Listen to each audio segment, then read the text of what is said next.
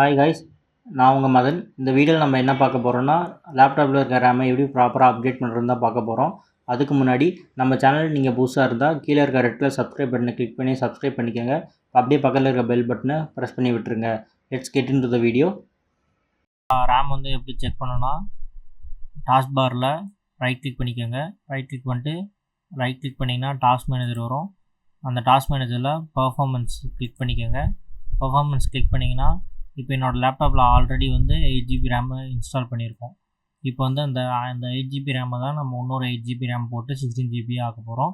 இப்போ வந்து இந்த ரேமோட ஃப்ரீக்குவன்சியும் நம்ம இப்போ புதுசாக இன்ஸ்டால் பண்ண போகிற ரேமோட ஃப்ரீக்குவன்சியும் சேமாக மேட்ச் ஆகணும்.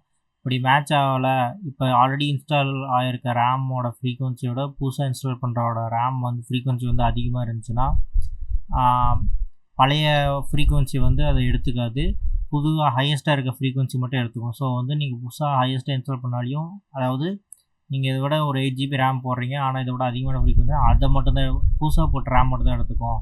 இப்போ வந்து ரெண்டோட ஃப்ரீக்குவன்சி சேமாக இருந்தால் தான் ப்ராப்பராக ஒர்க் ஆகும், இல்லைன்னா ஒரே ஒரு ரேமை மட்டும்தான் எடுத்துக்கும்.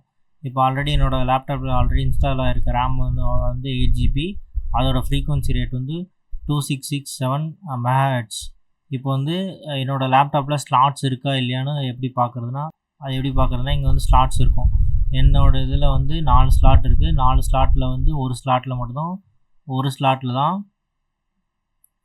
ரேம் வந்து கனெக்ட் பண்ணியிருக்காங்க. அந்த ஒரே ஸ்லாட்டில் வந்து 8GB ரேமாகவே இருக்குது. இப்போ வந்து ரேமோட ஸ்லாட்ஸ் இருக்கா இல்லையான்னு பார்த்தாச்சு, ரேமோட ஃப்ரீக்குவன்சியும் பார்த்தாச்சு. இப்போ வந்து ரேமோட டைப்பு நம்மளுக்கு வந்து தெரியணும். இதுக்கு வந்து நம்ம வந்து எப்படி பார்க்கணுன்னா, ப்ரௌசர் ஓப்பன் பண்ணிக்கோங்க. ப்ரௌசர் ஓப்பன் பண்ணிட்டு CPUZன்னு டைப் பண்ணிக்கோங்க.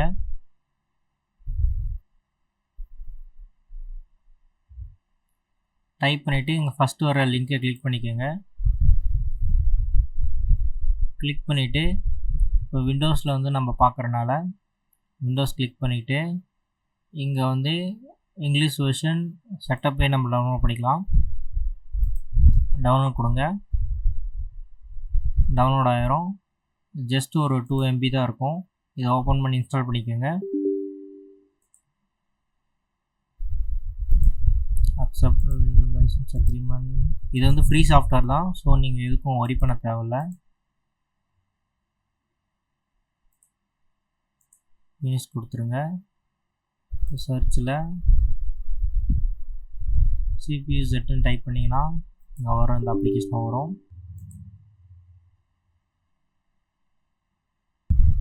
வந்துடுச்சுங்களா?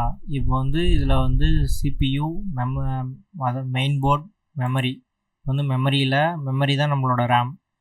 நம்மளோட இப்போ இருக்க சைஸ் வந்து 8GB, அதோட டைப் வந்து DDR4. கைஸ், நாம் இப்போ இந்த லேப்டாப் இன்ஸ்டால் பண்ண போகிற ரேம் வந்து அமேசானில் இருக்குது. அமேசானில் தான் நான் ஆர்டர் போட்டேன். க்ரூஷியல் பேசிக்ஸ் 8GB ரேம் தான் நான் இன்ஸ்டால் பண்ண போகிறேன். டைப் வந்து DDR4. நம்ம சிஸ்டமில் இருக்க சேம் கான்ஃபிகரேஷன்லேயே நான் வந்து அப்டேட் பண்ணுறேன். காய்ஸ், நாம் வந்து க்ரூஷியல் பிராண்ட்லேருந்து 8GB ரேம் வாங்கியிருக்கோம். DDR4 type 2666 MHz RAM, sodium RAM வந்து வாங்கியிருக்கோம்.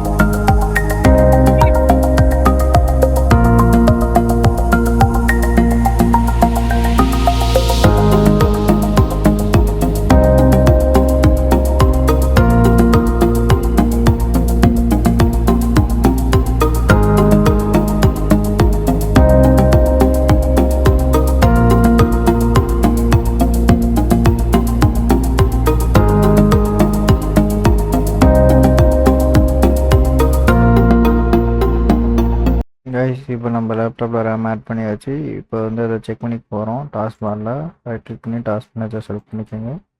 டாஸ்க் மேனேஜரில் பர்ஃபார்மன்ஸ் செலக்ட் பண்ணிக்கோங்க. பர்ஃபார்மன்ஸில் மெமரி செலக்ட் பண்ணிக்கோங்க. மெமரி செலக்ட் பண்ணிட்டீங்கன்னா ஆல்ரெடி என்னோடய லேப்டாப்பில் 8GB ரேம் இருந்துச்சு. போன ஒரு 8GB ஆட் பண்ணி 16GB ஆயிடுச்சு. Same frequency. முன்ன வந்து ஒரே ஒரு ஸ்லாட்டில் தான் ரேம் வந்து இன்செர்ட் பண்ணியிருந்தோம். இப்போ வந்து 2 ஸ்லாட்டில் இன்செர்ட் பண்ணியிருக்கோம். ஃப்ரீக்வன்சி செக் பண்ணிக்கோங்க. ரெண்டுத்தோட ரேமோட ஃப்ரீக்வன்சியும் ஈவனாக கரெக்டாக இருக்குது. That's all from this video. Thank you guys.